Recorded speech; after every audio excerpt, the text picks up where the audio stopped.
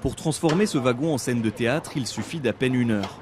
Une routine qui dure depuis la mi-juillet. Parti de Prague, ce train-théâtre s'est arrêté dans une quinzaine de gares en République tchèque avant de faire escale en Pologne. Dernière étape de son long périple, la gare d'Oświęcim, en allemand Auschwitz. Les wagons qui sont derrière moi, ce sont des répliques de ceux qui servaient à transporter les prisonniers vers les camps de concentration. Et le premier, c'est même un original de l'époque.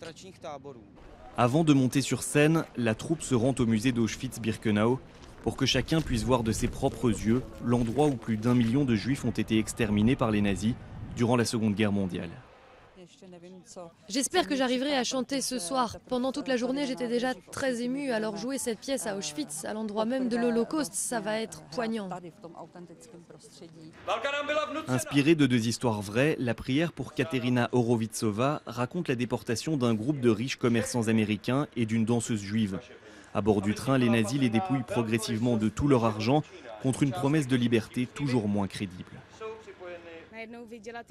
À un moment dans la pièce, j'énumère les prénoms de mes sœurs. À cet instant, dans ma tête, je voyais les photos et les portraits des déportés qui sont affichés au musée d'Auschwitz.